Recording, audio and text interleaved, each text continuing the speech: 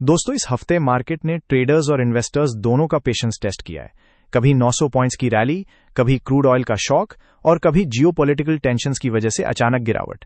लेकिन सबसे बड़ा सवाल यही है, क्या मार्केट अब फिर से बुलिश होने वाला है या अभी और करेक्शन बाकी है? नमस्कार दोस्तों, यथार्थ फाइनेंशियल्स में आपका स्वागत है।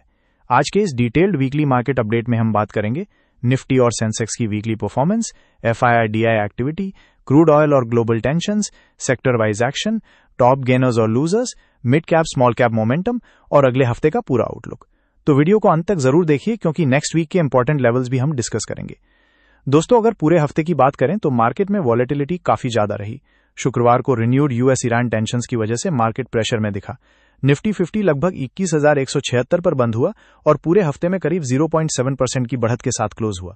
वहीं सेंसेक्स 77,328 के आसपास बंद हुआ और वीकली बेसिस पर करीब 0.5% ऊपर रहा। लेकिन इंटरेस्टिंग बात यह रही कि हेडलाइन इंडाइसेस भले ही ज्यादा नहीं बढ़े, ब्रॉडर मार्केट ने शानदार स्ट्रेंथ दिखाई। मिड कैप इंडेक्स इस हफ्ते करीब 3.6% चढ़ा, जबकि स्मॉल कैप इंडेक्स लगभग 4.1% ऊपर रहा। इसका साफ मतलब है स्मार्ट मनी सिर्फ लार्ज कैप्स में नहीं बल्कि ब्रॉडर मार्केट में अग्रेसिवली डिप्लॉय हो रही है। अब बात करते हैं उस फैक्टर की जिसने पूरे हफ्ते मार्केट सेंटिमेंट को कंट्रोल किया, क्रूड ऑयल। हफ्ते की शुरुआत में ब्रेंट क्रूड $115 के ऊपर पहुंच गया था, जिससे इंडियन मार्केट में पैनिक देखने को मिला। लेकिन बाद में US Iran peace deal hopes की वजह से क्रूड ऑयल में शार्प करेक्शन आया और ब्रेंट करीब $100 के नीचे तक फिसल गया। इंडिया जैसे ऑयल इंपोर्टिंग कंट्री के लिए यह एक बहुत बड़ा पॉजिटिव संकेत माना जा रहा है, क्योंकि क्रूड नीचे आने से इन्फ्लेशन प्रेशर कम होता है, रूपी स्टेबल रहता है और कॉर्पोरेट मार्जिन इंप्रूव हो सकते हैं। लेकिन शुक्रवार को फिर से मिडिल ईस्ट टेंशंस बढ़ने की वजह से मार्केट में वॉलेटिलिटी वापस लौट आई। अब बात करते हैं इंस्टीट्यूशनल मनी फ्लो की। इस हफ्ते भी एफआईआईज लगातार सेलिंग मोड में रहे।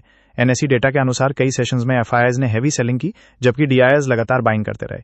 यानी मार्केट अभी लार्जली डोमेस्टिक लिक्विडिटी पर टिका हुआ है और यही वजह है कि डिस्पाइट ग्लोबल टेंशंस मार्केट में डीप करेक्शन देखने को नहीं मिला। अब सेक्टर वाइज देखें तो इस हफ्ते सबसे ज्यादा स्ट्रेंथ देखने को मिली ऑटो सेक्टर में। Mahindra and Mahindra, Bajaj auto, hero MotoCorp जैसे स्टॉक्स में स्ट्रांग बाइंग रही। ऑटो इंडेक्स वीकली बेसिस पर लगभग 5% से ज्यादा चढ़ा। इसके अलावा मिड कैप और स्मॉल कैप स्टॉक्स ने आउट परफॉर्म किया। केमिकल्स और सिलेक्टिव फार्मा स्टॉक्स में भी बाइंग रही। लेकिन दूसरी तरफ पीएसयू बैंक्स वीक रहे, फाइनेंशियल स्टॉक्स में प्रेशर दिखा और आईटी सेक्टर में वॉलेटिलिटी बनी रही। स्टेट बैंक ऑफ इंडिया करीब 6% गिरा क्योंकि रिजल्ट्स एक्सपेक्टेशन से कमजोर रहे, जबकि कोफॉर्ज इस हफ्ते लगभग 14% भागा और आईटी स्पेस में स्टैंड आउट परफॉर्मर रहा। अब अगर टॉप मूवर्स की बात करें, ऑटो और डिफेंस लिंक स्टॉक्स में स्ट्रांग मोमेंटम देखने को मिला। Select mid cap IT stocks ने भी अच्छा परफॉर्म किया।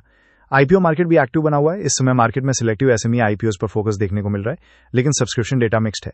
इसलिए ब्लाइंडली आईपीओ अप्लाई करने के बजाय क्वालिटी और सब्सक्रिप्शन ट्रेंड दोनों देखना जरूरी है। अब सबसे इंपॉर्टेंट सवाल है, अगले हफ्ते मार्केट का आउटलुक क्या है? टेक्निकली निफ्टी अभी कंसोलिडेशन जोन में है। 23,900 एक स्ट्रॉन्ग सपोर्ट जोन माना जा रहा है, जबकि 24,400 24,500 मेजर रेजिस्टेंस रहेगा। अगर मार्केट 24,500 के ऊपर सस्टेन करता है तो फिर फ्रेश ब्रेकआउट देखने को मिल सकता है।